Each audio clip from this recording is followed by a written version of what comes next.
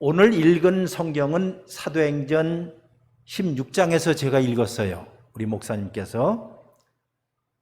그런데 여기에 한 여자의 이름이 나옵니다. 이름. 그 이름은 다 같이 누구지요? 루디아. 네, 아마 많이 들으셨을 거예요. 루디아라고 하는 여자의 이름입니다. 그런데 왜 유별나게 이 여자의 이름이 여기에 있을까 생각해 보셨어요? 그 이유는 제가 나중에 설명드리겠지만은 어쨌든 여기 사도행전에 인간 저자가 누가거든요. 누가가 그 여자의 이름을 우리에게 꼭 알라고 해서 아마 집어넣었던 것 같아요.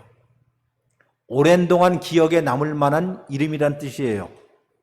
여러분도 그렇고 저도 그렇고 잊어서는 안 될 이름이 루디아라는 이름이라는 뜻입니다. 2000년이 넘도록 이 당시가 지금 2000년이 넘도록 성경에 기록한 채로 주일날마다 어떤 교회에서 여러분이 개인적으로 읽을 때 이런 이야기 루디아가 있구나 하는 것을 아마 수없이 들으셨을 것이에요. 그런데 여기에 이름이 있다는 것이 매우 이례적입니다. 왜 그러는 거 아니? 누가복음을 쓰고 있는 누가가 누가복음을 보게 되면 여자들이 나왔을 때는 이름을 기록하지 않아요. 그러니까 누가복음을 쭉 읽어보면 그 위대한 여자들이 많은데, 신앙의 여자들이 많은데 혹시라도 여러분 나인성 과부의 이야기를 들으셨을 거예요. 나인성 과부, 나인이라는 어떤 동네에 있었던 과부 이야기. 그런데 그녀의 아들이 죽자 예수님께서 그녀의 아들을 살려준 일이 있었습니다.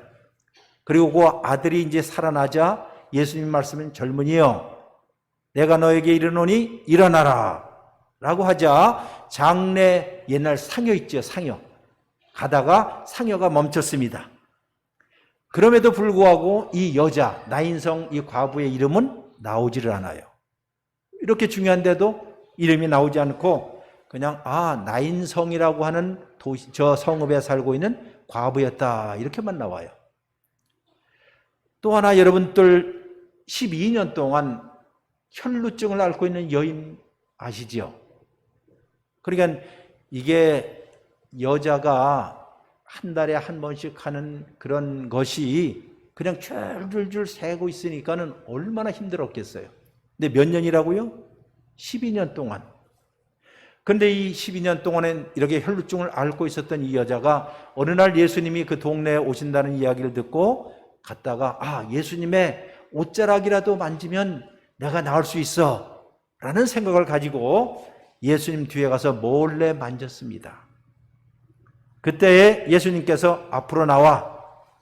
바로 네가 나를 만졌지? 바로 그 순간에 그 여인의 12년 동안에 앓았던 혈루증이 끝나게 되고 치료받았어요. 얼마나 큰 일입니까? 예수님 만나고. 그런데 그 여자의 이름이 있을까요? 없을까요? 없다는 거예요. 이것도 참 희한하잖아요. 또 성경 누가복음을 보면 18년 동안 이렇게 등이 구부러진 여자가 있었습니다. 이렇게 꼬부라진 여자가 있었습니다. 그런데 예수님께서 그 여인을 불쌍히 여기시고 안수하자 똑바로 펴게 되자 하나님을 찬양하고 하나님을 기쁘게 노래했다라고 누가복음에 나옵니다. 그런데 이 누가에서는 그 여자의 이름을 알려주지를 않아요. 얼마나 중요합니까? 혹시라도 여러분들도 성경 누가복음 가운데 어느 과부가 저 뒤에 들어오면서 헌금을 내잖아요. 근데 헌금을 내는데 자기가 가져있던 모든 전 재산을 다 내는 것처럼 동전 2잎새 그게 전부였거든요. 그 내는 것을 봤습니다. 그때 예수님께서 말씀하시기를 이 가난한 과부는 그 누구보다도 더 많은 것을 드렸어. 그렇게 예수님이 칭찬했던 그 여인이 있습니다. 그런데도 그 여자의 이름은 있다 없다? 없다는 거예요. 그러니 지금 들어보니까는 이렇게 놀라운 일들을 경험했던 사람들 또 예수님 앞에 나왔던 여인들이 있었는데 거기에 한 사람도 그 여자의 이름들을 밝히지 않았는데 오늘 여기에 누가가 쓴, 즉 인간 저자인 누가가 쓴 제2편이었던 사도행전에 여기에 이름이 나온다는 사실들이에요. 그럼 이것은 여러분과 제가 꼭 기억해야 할 만한 이야기구나 하는 것을 알게 됐습니다. 그렇다면 오늘 여러분과 제가 읽은 이 본문의 전후 문맥을 여러분에게 알려드리겠습니다. 당시 사도 바울이 2000년 전에 예루살렘 그 지역뿐만 아니라 여러분이 조금만 생각하시면 지중해가 있어요. 지중해 연안에 있는 큰 나라들이 많은데 지금으로 얘기하면 레바논도 있고 그 위에 시리아도 있고 또 혹시 성지순례 간 사람 가운데서 저 터키 있죠. 터키라는 나라가 굉장히 큰데요. 주로 터키 지역에서 사도 바울이 복음을 전했습니다. 그러니까 거기에 생뚱맞은 낯설고 물서는 곳에서 복음을 전하는데 얼마나 힘들겠어요.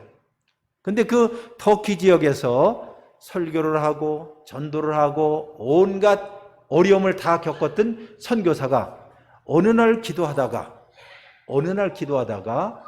기도 가운데서 누군가가 나타났습니다. 환상 가운데 봤더니 얼굴 색깔은 흰 색깔이에요. 달리 말해서 자기가 있었던 터키 지방은 여러분과 저처럼 다 거의 황색 인종이라든가 이렇게 비슷한데 꿈속에서 나타난 어떤 사람이 기도하면서 바울이여 이리 오세요 하고 이렇게 보니까는 색깔이 무슨 색깔이라고요?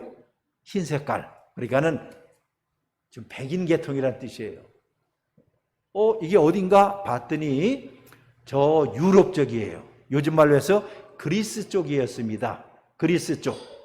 즉 자기는 지금 터키에서 지금 사역을 하는데 아직도 설교하고 전도해야 할 곳이 많은데 환상 가운데 하나님께서 이제는 저 유럽 지역도 네가 설교를 하고 전도를 해야 돼 해서 환상 가운데 부르게 되었습니다. 그래서 그때 사도 바울이 일어나서 배를 타고 걷고 해서 엄청난 고생을 해서 도착을 한 곳이 어딘 줄 아세요 혹시? 그리스의 저 북동부에 있는 큰 도시 이름 빌립보였습니다. 빌립보.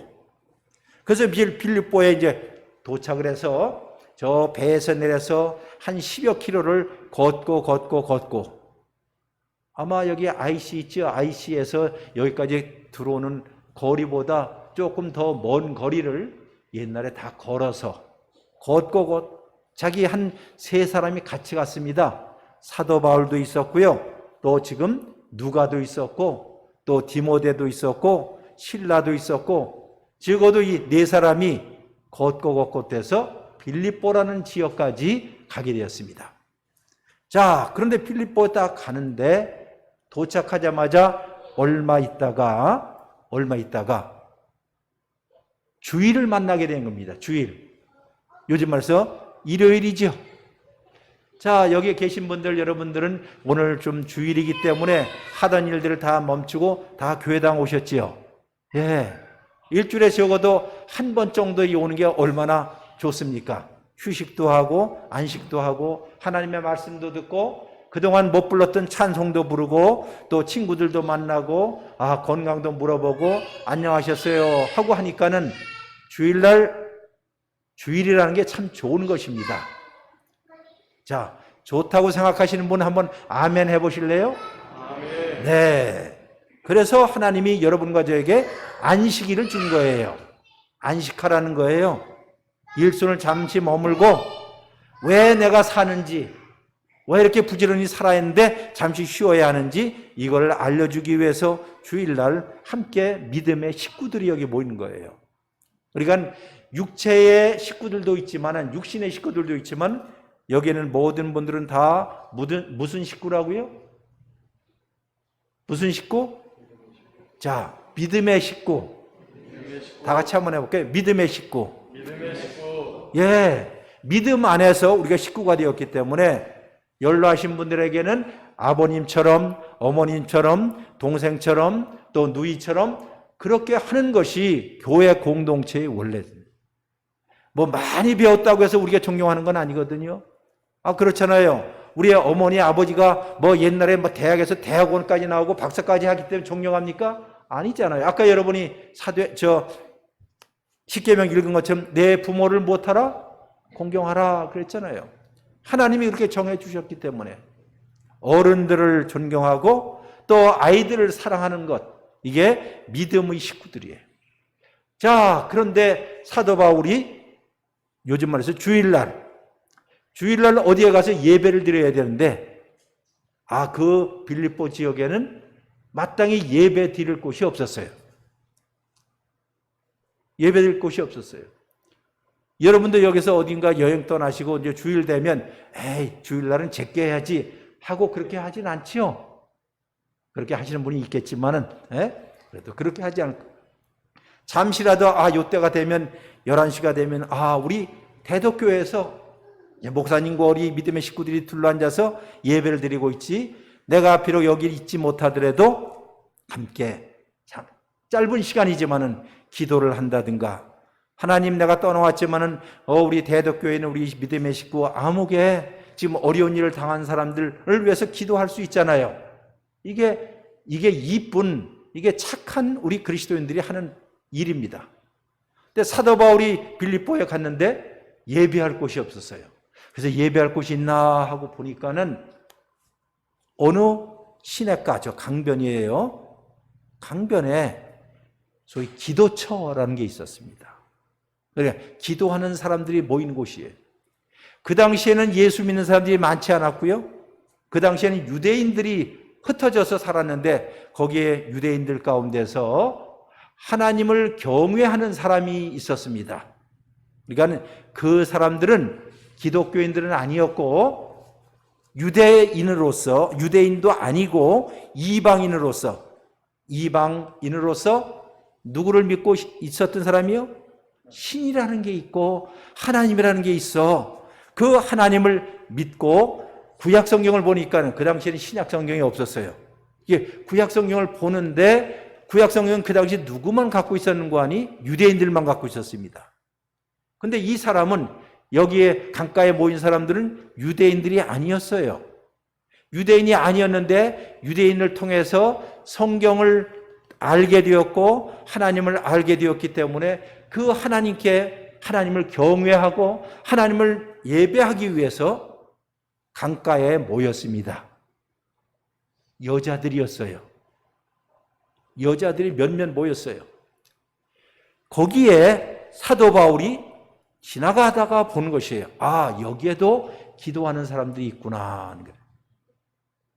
여러분, 이거 보면 참 놀라운 것이, 신앙이라는 것이요, 큰 교회당 지어놓고 무엇하고 사람들이 많이 모이고 그런 거에 현혹할 거 없어요.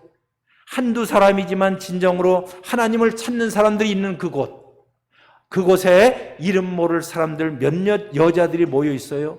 거기에 가서 사도 바울이 무엇할까요? 설교를 하는 거예요. 설교는 복잡하지 않았어요. 단 한 가지였어요.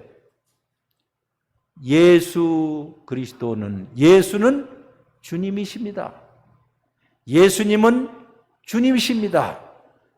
무슨 주요? 무슨 주? 우리 연세 드신 분 다 할 때 아니에요. 무슨 주요? 술주? 무슨 주? 임금주 혹은 주인주자죠. 그러니까 예수님이 주인이시다, 예수님이 임금이시다 하는 말은 예수님이 우리의 삶을 관장하시고 우리의 삶을 인도해 가시는 분이시다. 이 세상에 예수님밖에 없습니다. 예수님은 주님이십니다 라고 고백을 하는 설교를 했습니다.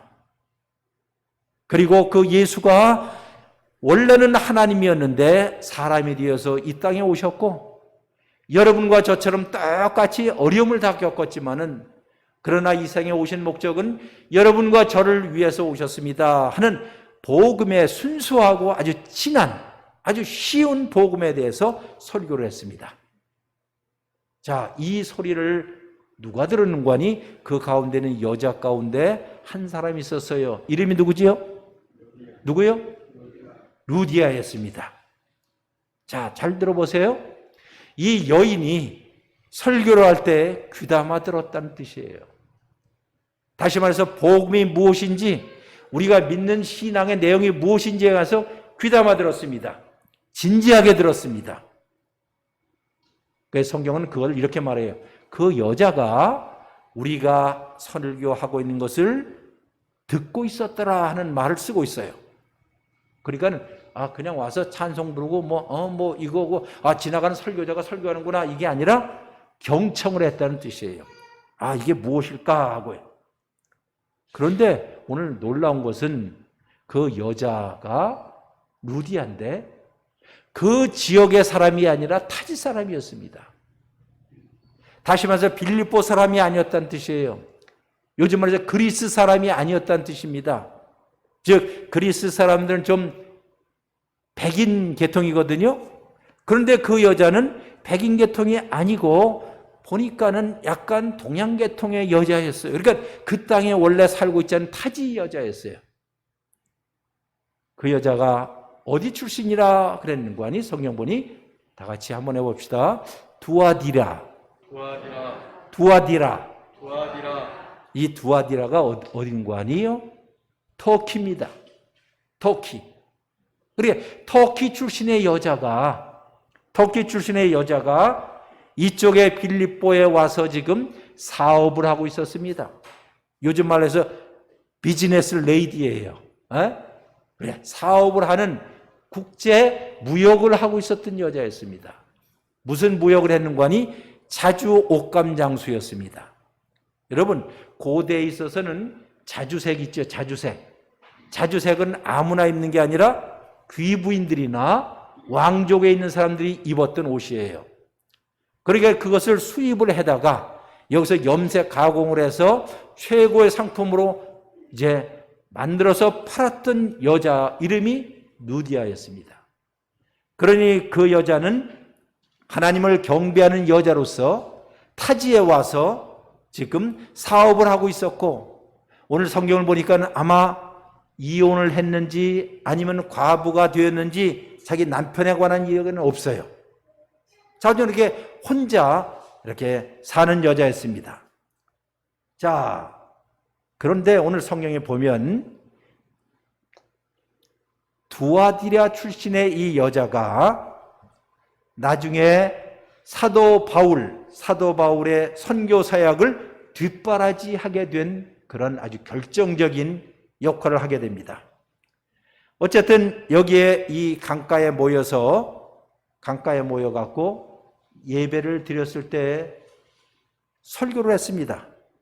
자, 설교를 했는데 오늘 여기 성경의 관심은 이거예요. 듣고 있는 그 여자의 모습과 태도에 관한 것이었습니다. 무엇을 설교했는지에 대해서 나오질 않아요, 사실상. 그런데 무엇은 나왔다고요? 그 여자가 어떻게 듣고 있는지, 어떻게 그 말씀을 받고 있는지에 대해서 집중적으로 이야기하고 있습니다. 자, 이제 조금 있다가 무슨 사건이 나오는 거 아니? 그 여자가 이렇게 얘기해요. 바울 목사님, 이제 저 세례 받겠습니다. 그런 거예요. 무엇을 듣고요? 무엇을 듣고? 설교를 듣고 말씀을 듣고. 그런데 말씀에 대한 내용은 나오지 않거든요. 그런데 세례 받겠습니다 라고 하는 걸 보니 그 말씀을 통해서 이 여인이 경청하고 잘 듣고 누구를 만나게 되죠? 예수 그리스도를 만나게 되는 거예요. 내 인생을 바꿀 분이 예수 그리스도구나. 여러분, 세례를 받겠다는 뜻이 무엇입니까? 세례라는 것은 물속에 들어갔다가 나오는 거 아니겠어요? 몇 번 들어가지요? 원래 옛날 고대면 3번 들어가요. 성부의 이름으로, 성자의 이름으로, 성령의 이름으로 세례를 준다 해서 옛날에 물속에 이렇게 집어넣었다가 빼요. 제가 이제 이걸 보고 세례를 할 때 보통 옛날 침례를 할 때요, 코를 이렇게 꽉 잡고 목사님이 뒤에 그 세례받는 사람의 목 뒷젖을 이렇게 잡고 이렇게 물속에다가 집어넣으면서 성부와 그다음 성자와 그다음 성령의 이름으로 세례를 주노라 이렇게 할 때, 자, 그래서 제가 이제 생각을 해봤어요. 만약에 한국에서 이렇게 세례를 줄 때 어느 도 출신 목사님이 세례를 주면 가장 성경적으로 세례를 줄 수 있을까? 네? 어느 도 출신?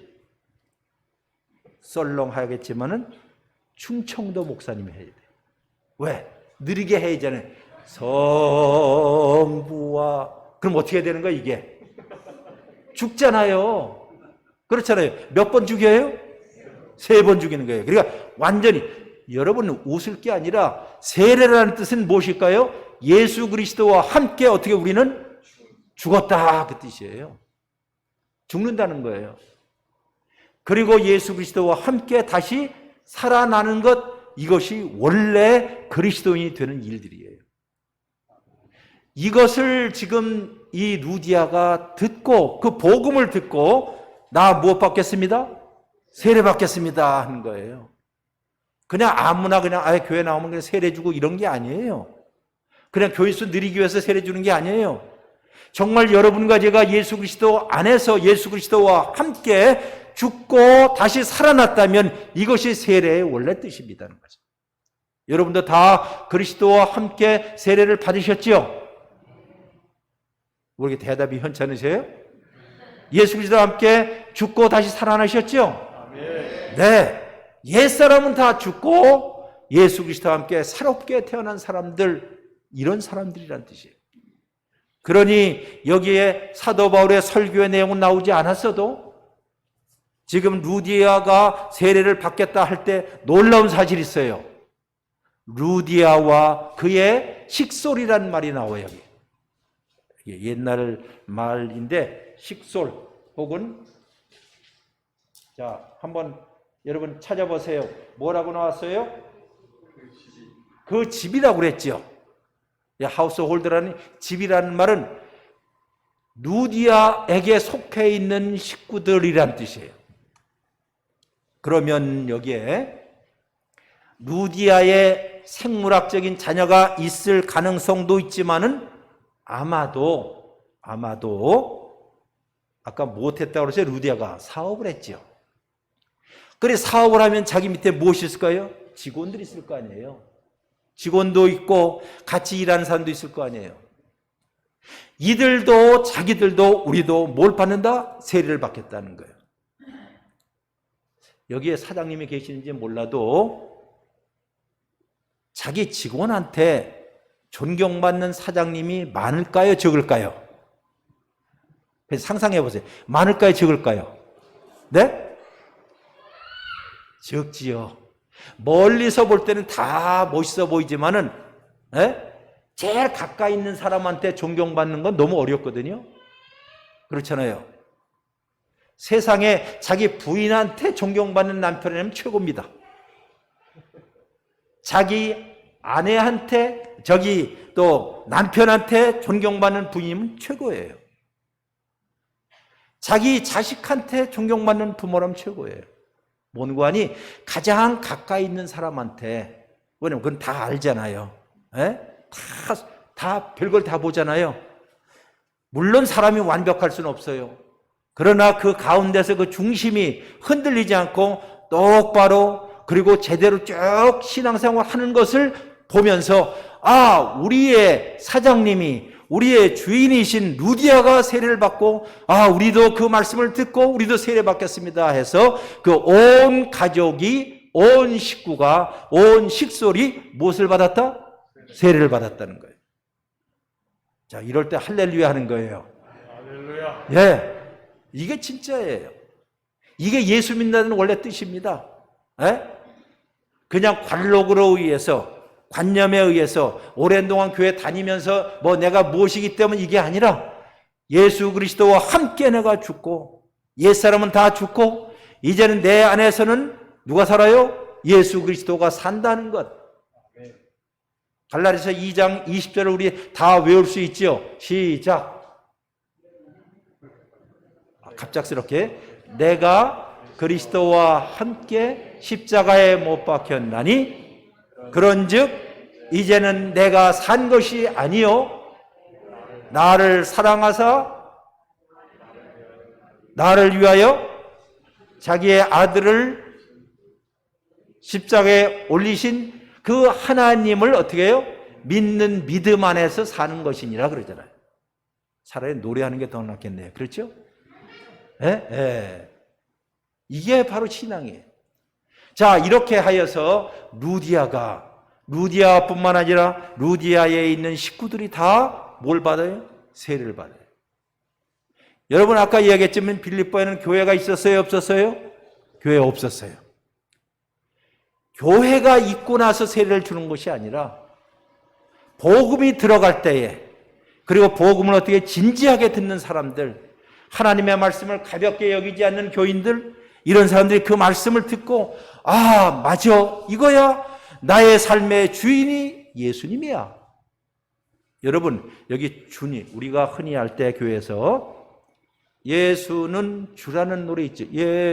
예수는, 다 같이 시작. 예수는 그리스도, 예수는 주. 스탑이에요. 예수는 뭐라고요? 그리스도라는 말은 그리스어입니다. 헬라어예요. 원래는 히브리어로 무슨 뜻일까요? 메시아입니다. 그러니까 예수는 메시아입니다 하는 하고 똑같아요. 예수는 그리스도이십니다. 예수는 메시아입니다 라고 이야기하는 것이에요. 그리고 두 번째는 예수는 그리스도 메시아, 예수는 주라고 그랬죠. 주. 자, 아까 무슨 주? 임금주. 술주? 임금주라고 그랬잖아요. 그런데 그 주라는 말이 그냥 사용하는 말이 아니라 그 당시 2000년 전에 로마 제국에서는 주 하게 되면 딱 한 사람이 누굴까요? 시저였어요. 시저. 로마 제국의 황제였던 시저를 가리켜서 큐리오스 주라고 불렀어요. 그런데 그 온 로마 제국이 다 주라고 불렀던 시저가 주였는데 저기 일군에 조그맣게 별 볼 일 없고 배우지도 못했고 별 가진 것도 없는 자들이 예수를 뭐라 부른다? 주라고 부르는 거니까 이게 얼마나 전복적인, 얼마나 혁명적인 이야기예요. 이 세상의 돈과 이 세상의 권력이 여러분을 지배하는 것이 아니라 누가요? 하나님이 예수 그리스도가 우리를 지배하고 우리를 이끄십니다 하는 고백이라는 것이에요. 이렇게 사는 사람들이 기독교인들이에요. 그러니 우리는 권력을 추구하지 않습니다. 우리는 돈을 추구하지 않습니다. 우리는 명예를 추구하지 않습니다. 우리가 추구하는 건 누구라고요? 우리의 영원하신 주 예수 그리스도라는 것이에요. 그러니 초대교회에서 신앙 고백한다는 게 이런 뜻입니다. 그리고 그들이 물속에 들어가서 내가 가졌던 모든 과거의 사고방식들, 나의 세계관들, 이런 것들을 다 물속에 집어넣고 이제는 나는 새로운 시민으로, 새로운 백성으로 하나님의 자녀로 거듭났습니다 라고 하는 것이, 이것을 알고 배웠던 사람, 루디아와 그의 식구들이에요. 이렇게 해서 들어보세요. 이렇게 해서 빌립보에 무엇이 생겼을까요? 무엇이 생겼어요? 교회라는 게 생겼어요. 비록 교회당은 없어도 무엇은 있었어요? 교회는 있게 되었다는 거예요. 우리에게는 이렇게 아름다운 교회당이 있습니다. 그러나 아름다운 교회당은 있어도 교회가 없는 교회가 있어요. 마치 멋있는 집에 살지만은 가정이 없는 집하고 똑같다는 거예요. 오늘날 그리스도인들이 똑같습니다. 교회당 없이도 무엇이 있었어요? 교회가 있었어요. 교회당 없이도 신앙이 있었던 때가 있었습니다. 여러분 아시는지 모르시는지 몰라도 1세기서부터 3세기까지 몇 세기까지라고요? 1세기에서 3세기까지 적어도 313년 동안까지 로마 제국에서 그리스도인들이 그렇게 많았지만은 뭐는 없었어요? 교회당은 없었어요. 왜? 로마 제국이 핍박했기 때문이에요.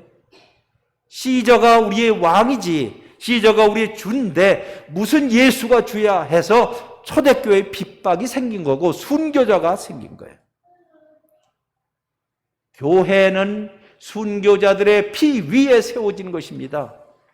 예수 그리스도 외에는 다른 것이 없습니다라고 고백했던 사람들, 그들은 비록 이 세상에서 돈도 없었고 학식도 없었고 배운 것도 없었지만 그러나 한 가지는 알았습니다. 하늘과 땅을 창조하신 분이 하나님이시요, 그리고 그 하나님께서 우리처럼 되셔서 예수 그리스도를 보내어서 누구든지 그를 믿는 자마다 멸망치 않고 영원한 생명을 얻을 것이다 라고 얘기하는 것이, 이렇게 해서 교회가 생긴 거예요.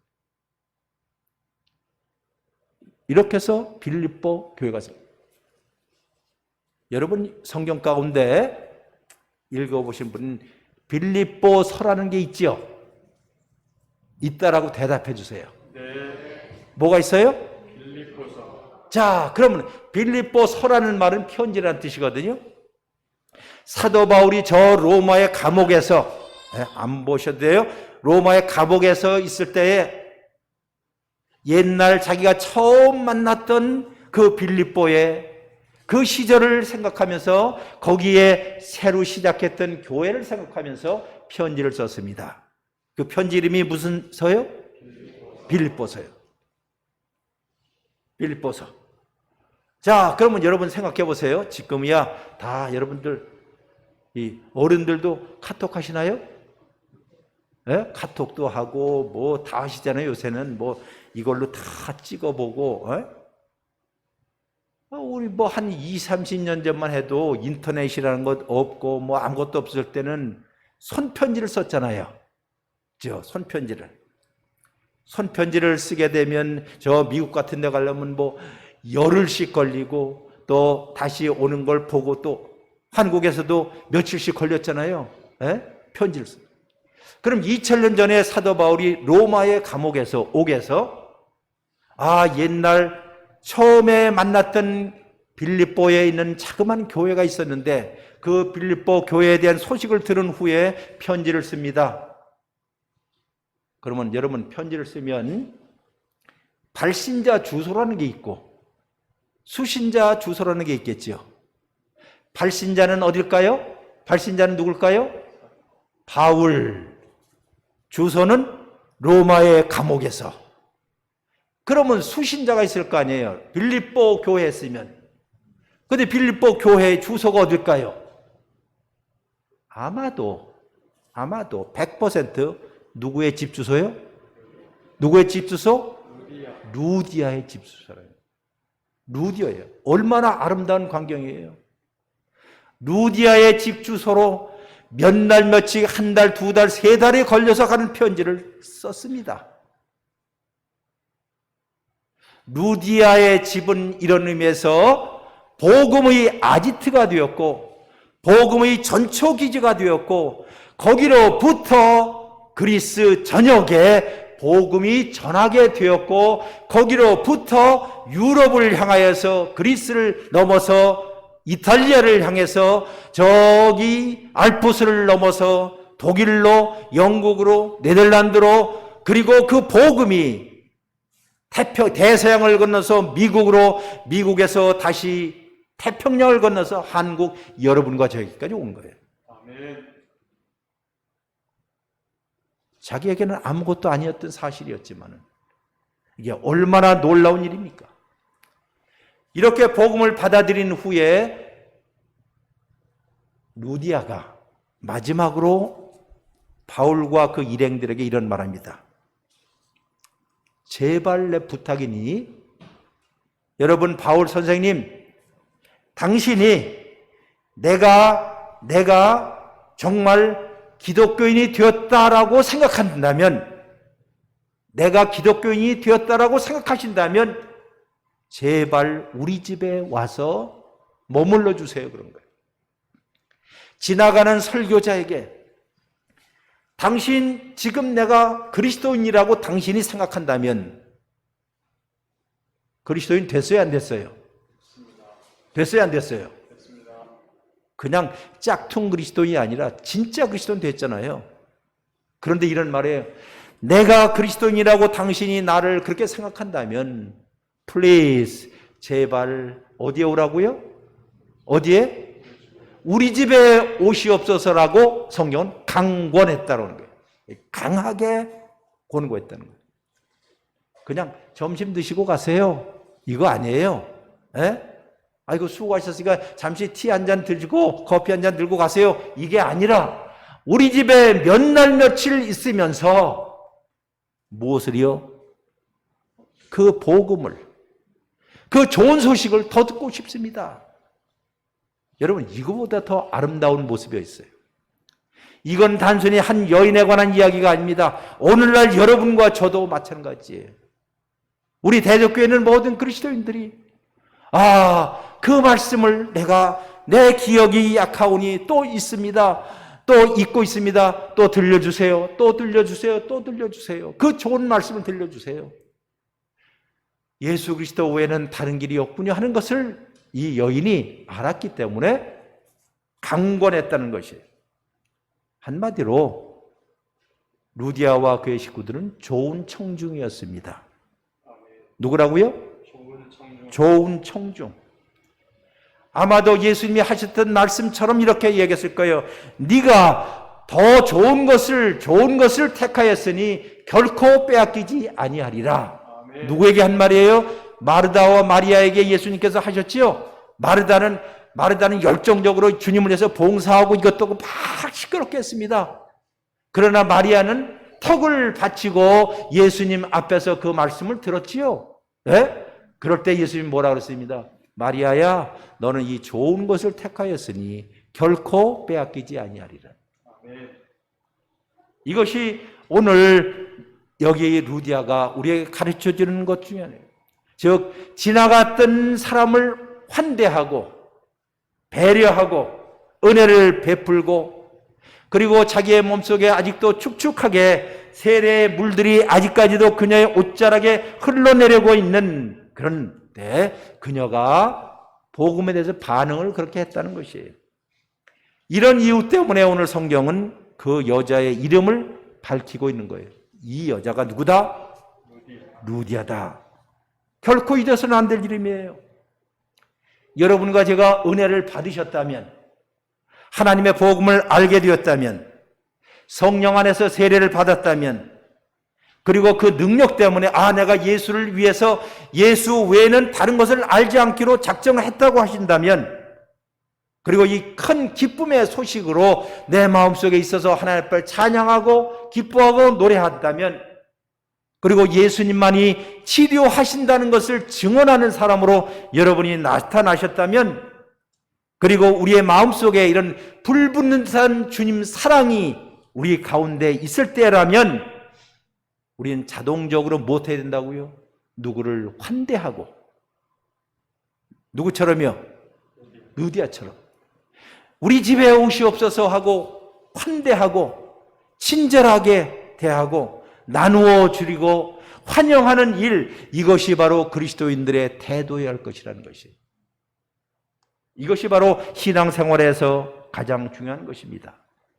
이제 말씀을 마칩니다. 좀 길었지만은 여러분들이 다른 사람을 어떻게 취급하고 대우하느냐 하는 것을 보면 이 사람이 거듭났는지 안 거듭났는지를 알 수 있다는 뜻이에요. 여러분들이 이방인이나 낯선 사람들을 어떻게 받아들이느냐, 여러분들이 다른 사람을 어떻게 서로 사랑하느냐, 이런 것들을 보시면 이 공동체가, 이 신앙의 공동체가 예수를 통하여서 무엇을 받고요? 세례를 받았구나. 그리고 새로운 사람들이구나. 비록 겉사람은 후패하고 겉으로 볼 때는 별 볼 일 없는 것 같지만은 이 세상 그 누구도 빼앗아갈 수 없는 가장 강한 힘, 강한 신앙, 가장 큰 기쁨들을 여러분과 제 속에서 가질 수 있다는 것입니다. 아멘. 루디아는 이 사람들을 못해요? 강권했습니다. 그리고 그 사실을 누가는 결코 잊지 못했습니다. 여러분도 잊어서는 안 될 것입니다. 그녀의 이름은 다 같이 시작. 그녀의 이름은 루디아. 대모였어요. 대모. 그를 통하여서 자기의 식솔들, 자기의 식구들인 모든 사람들이 예수를 믿겠다면 저는 여기에는 장로님들한테 부탁합니다. 권사님한테 부탁합니다. 집사님한테 부탁합니다. 여러분 보통 교인들에게 부탁합니다. 여러분들도 누군가를 위해서 대부가 될 수 있고 대모가 될 수 있다는 것이에요. 이게 아름다운 교회입니다. 끝. 여러분의 이름은 무엇입니까? 다 같이 여러분의 이름은 무엇입니까? 자기 이름을 대야지요. 여러분의 이름은 무엇입니까? 예, 영원히 천추에 빛나는 성경에 기록될 이름이기를 주의 이름으로 축원합니다.